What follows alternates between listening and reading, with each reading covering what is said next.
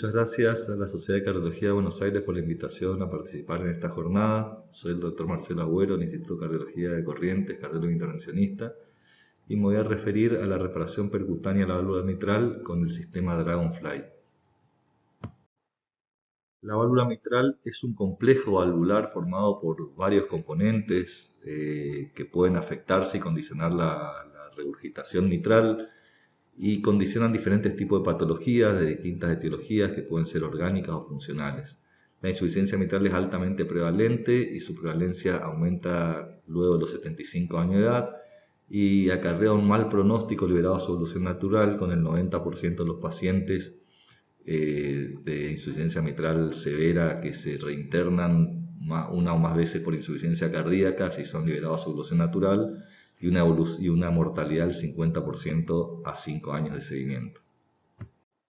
Cuando el paciente requiere intervención, el tratamiento quirúrgico es el tratamiento de primera elección. Sin embargo, muchos pacientes no acceden a la terapia quirúrgica correctiva. De hecho, este registro nos demuestra que cerca de un 50% de los pacientes que tienen indicación quirúrgica no se operan finalmente, siendo las principales causas de no llegar a la cirugía la edad avanzada, las comorbilidades o la disfunción ventricular izquierda. Más aún, la mejor cirugía, que es la reparación de la válvula quirúrgica, no está disponible para muchos pacientes. Prueba de esto es este registro español, y también ustedes verán lo que sucede en los centros de Argentina. La penetración de la reparación quirúrgica es relativamente baja. En este registro llegó al 30% de los pacientes que por distintos motivos llegan al reemplazo valvular y no a la reparación. En esta brecha, entonces, entre tratamiento médico insuficiente para los pacientes y tratamiento quirúrgico que no está disponible para muchos de ellos, emergen las opciones endovasculares para la reparación de la válvula mitral. En lo que respecta al estado actual de la evidencia, la reparación borde a borde, que es la que ha obtenido mayor penetración entre las terapias percutáneas para la insuficiencia mitral, tenemos muchos registros y trabajos randomizados que han buscado encontrar un lugar de esta terapia. Hoy por hoy tenemos trabajos randomizados comparados con tratamiento médico-cirugía, registros de uso comercial, registros de pacientes excluidos en trabajos randomizados, estudios en etiología orgánica y funcional en distintas poblaciones, en diferentes estadios de la enfermedad, y también tenemos dispositivos emergentes comparados con el dispositivo tradicional. Y todos estos estudios demuestran que la terapia de reparación borde a borde es una terapia efectiva, es segura y es duradera. De hecho, la Guía Europea de Cardiología del año 2025, la más reciente, a pacientes con patología primaria, es decir, prolapsos FLAIR valvulares, que se encuentre sintomático y tienen un riesgo quirúrgico elevado, de acuerdo al Heart Team, y que además tengan factibilidad anatómica para reparación borde a borde, actualmente tiene indicación clase 2A para esta terapia. En los pacientes con patología funcional, aquellos que se ven en el contexto de la insuficiencia cardíaca, si es de etiología ventricular y el paciente se encuentra asintomático, va a ser tratamiento médico óptimo, tiene una indicación actualmente clase 1. Toda la evidencia recolectada y trasladada a las guías se ha obtenido a partir de los estudios con la terapia con MitraClip, que fue el dispositivo original para la reparación borde a borde. Sin embargo, han emergido otros dispositivos y ya existen algunos trabajos comparativos entre uno y otro, por ejemplo el dispositivo Pascal, que ha demostrado en el estudio CLASP 2D en pacientes con patología orgánica o degenerativa, ha demostrado ser no inferior a la terapia con MitraClip en lo que respecta a reducción de la insuficiencia mitral y evolución clínica de los pacientes. Además del dispositivo MitraClip y del dispositivo Pascal, recientemente en nuestro medio se ha incorporado un nuevo dispositivo, que es el dispositivo Dragonfly para reparación borde a borde de la válvula mitral, que tiene algunas publicaciones ya. Por ejemplo, en el año 2022 se presentó el primer estudio en humanos de este dispositivo. También se publicó la experiencia inicial en España, y actualmente la experiencia clínica con este dispositivo son cerca de 2.000 casos en China, 100 casos fuera de China, y en Latinoamérica llevamos 9 casos con esta tecnología. Los datos clínicos que permitieron la aprobación de este dispositivo para la práctica clínica surgen de dos estudios. El Dragonfly DMR, que es en pacientes con enfermedad degenerativa, es decir, prolapsos o flair, y el Dragonfly FMR China, que es en pacientes con patología funcional, y son los estudios que vamos a revisar a continuación. Con respecto al estudio en patología orgánica, se ha presentado la evolución a 2 años de seguimiento. Y podemos considerar que se trató de un trabajo prospectivo de rama simple, multicéntrico, realizado en China, con el endpoint primario que es el éxito del procedimiento, definido como sobrevida libre de mortalidad de todas las causas, reintervenciones debido a disfunción de válvula mitral o insuficiencia mitral mayor a 2 cruces a 12 meses de seguimiento. Y los pacientes incluidos fueron aquellos con enfermedad sintomática degenerativa de la válvula mitral con insuficiencia mitral de 3 cruces o más y que sea factible para reparación borde a borde.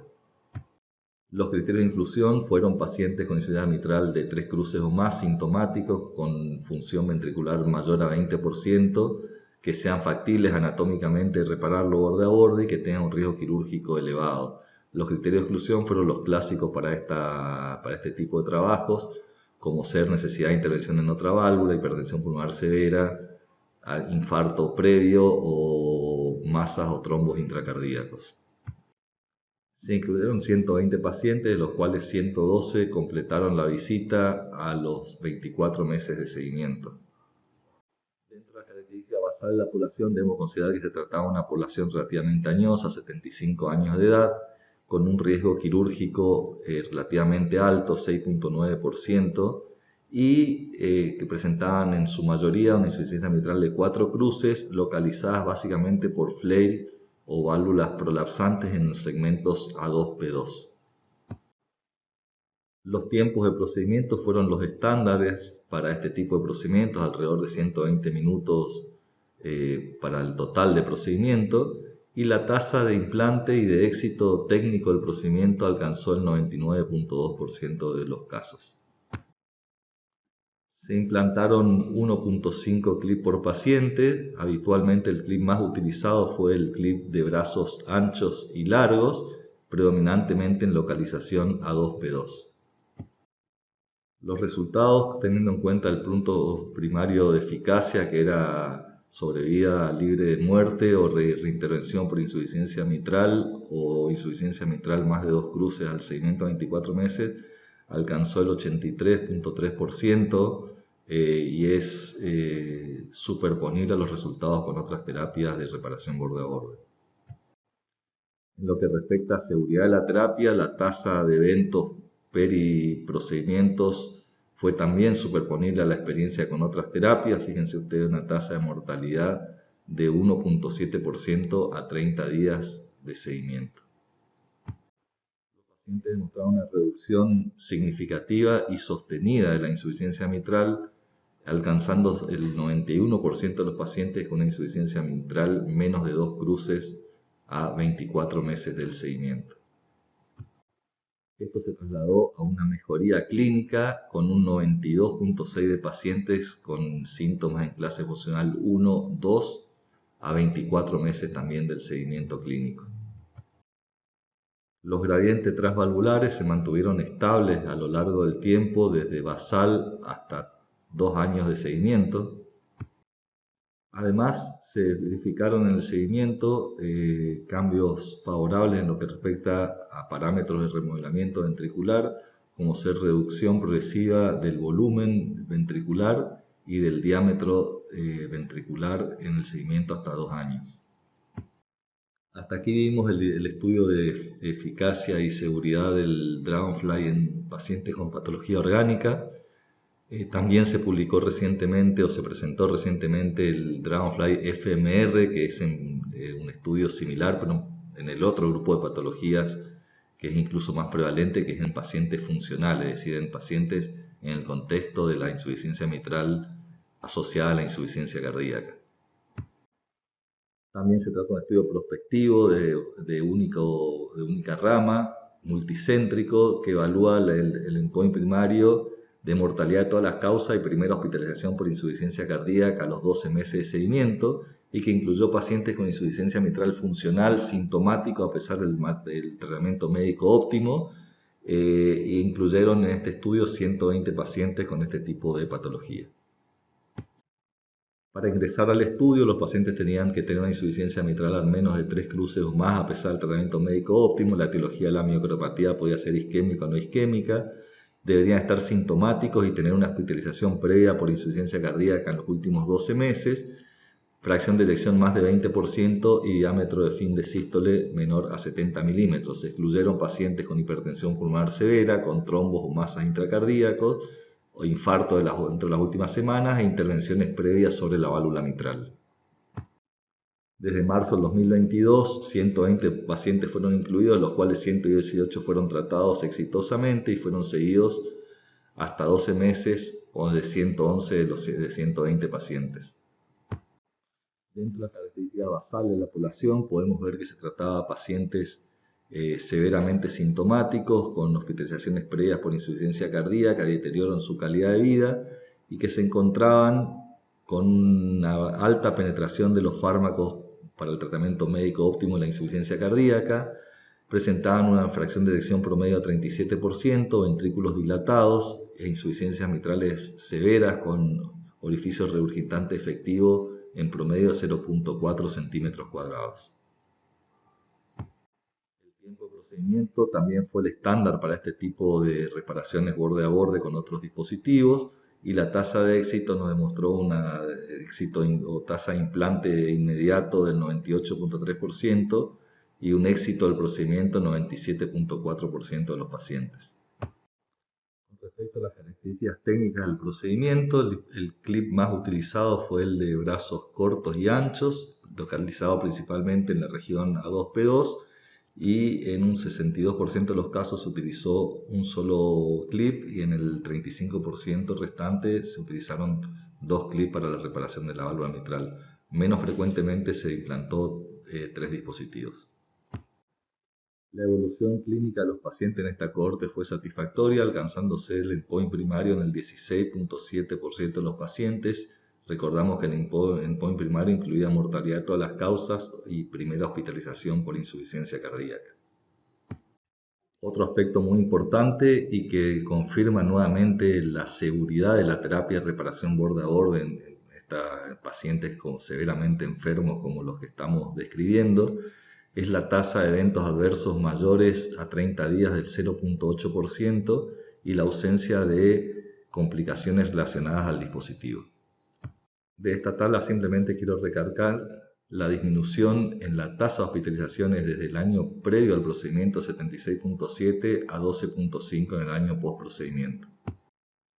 Obviamente la reducción en la insuficiencia mitral fue significativa y en el seguimiento al año el 97.3% de los pacientes presentaban una insuficiencia mitral menos de 2 cruces. Esto se trasladó en una mejoría en la clase funcional con un 96.3% de pacientes en clase funcional 1 o 2 al año de seguimiento. También en este estudio en patología funcional se demostró una mejoría en los parámetros de remodelamiento ventricular izquierdo. Concluir con la evidencia, podemos decir que el dispositivo en patología orgánica demostró una alta tasa de eficacia y baja tasa de complicaciones con una reducción sostenida en la insuficiencia mitral a 2 años de seguimiento con mejoría clínica significativa y mejoría de los parámetros de remodelamiento ventricular. Con respecto a pacientes funcionales, también demostró alta seguridad de eficacia, reducción sostenida en la insuficiencia mitral al año de seguimiento, mejoría sintomática sostenida y mejoría en los parámetros de remodelamiento ventricular izquierdo.